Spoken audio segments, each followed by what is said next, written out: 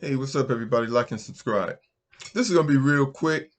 This is gonna be about the hoopla, about what Reddick said, and about what LeBron doubled down on. I looked at the I looked at what they were talking about, and it took place. It didn't take place in a locker room.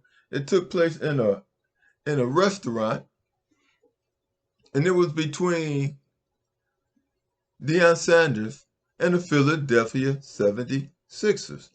It was no one else's business. Now, if you wanted to watch the video, you can. But only thing Deion Sanders was doing was selling his brand and promoting his son. There's nothing wrong with selling your brand and promoting your son. And what people say, and it really was not a motivational speech. What it was Deion answering questions about his career. If anything, it was more of an autobiography because he was talking about Deion, what makes him work, his ethics, his drive, his determination, and how he's transferring that to his team. This was not some secret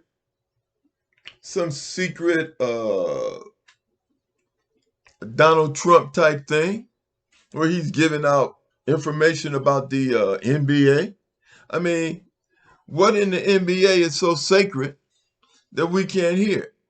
I mean, if you want to talk, stop asking post interviews. If you're upset about what Deion was saying, stop asking about post. Stop having post interviews after game.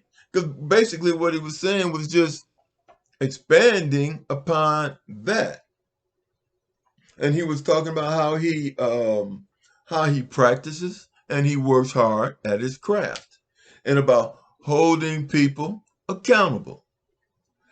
I don't know I don't even know if LeBron even seen it, but the main point I want to make is that black people, we cannot afford the luxury of arguing with each other publicly in a systemically racist society that is out to destroy us and delete us, that is emasculating black men, destroying the black family, uh, giving black women a bad reputation.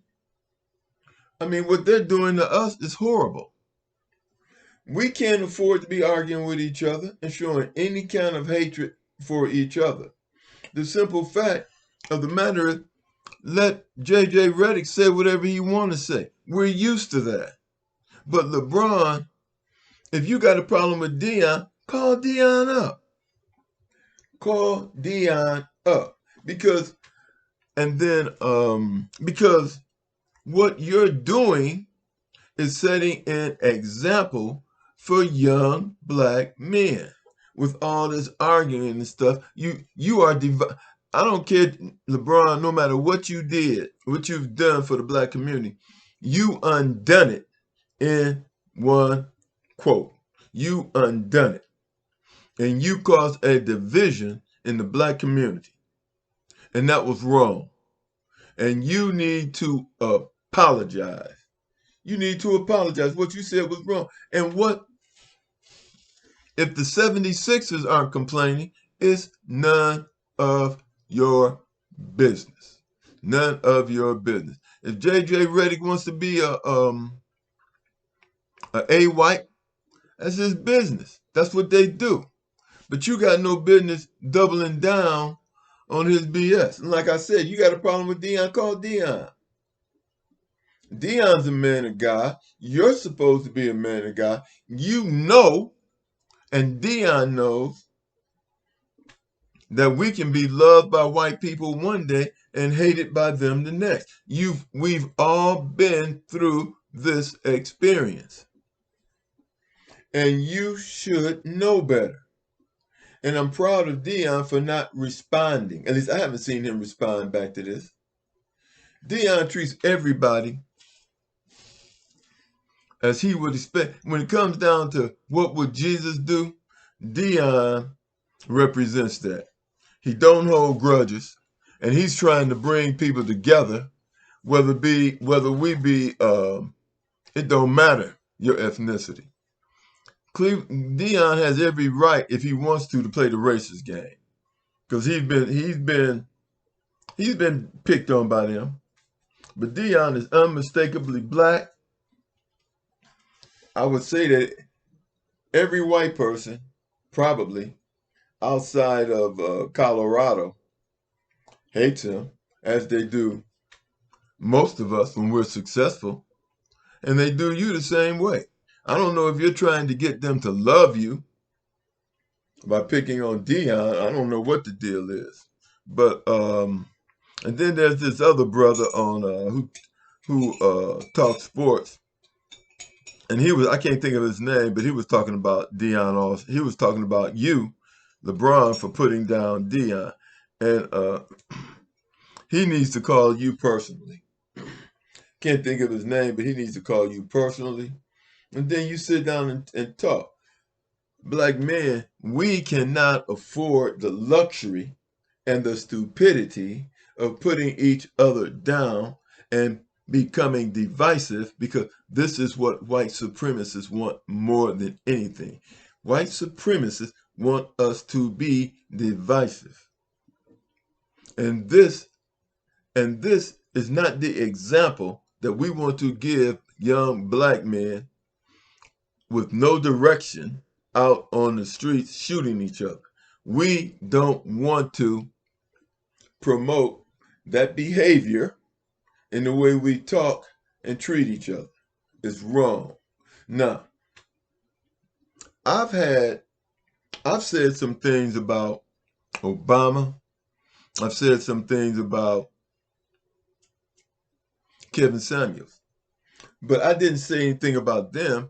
I criticized what they said. I criticized their idea, their philosophy. I criticized. When it comes to Kevin Samuels, I criticized the only disagreement I have with him is saying that high value men are not cheating on their wives when they cheat on their wives. He calls it exercising their options. We all can exercise our options, but that doesn't make it right. Especially women, when it comes to cheating, and he even admits that women control sex. Obama, I criticized him because he did nothing for black people when he was in office. Neither he nor Eric Holder did anything for black people in office. But I did not attack him personally. I did not attack him personally. I attacked what they said. Attacking what Deion did is personal. And all he was doing was promoting his brand and promoting his son, which is what a good father should do. Like and subscribe. Talk to you all later.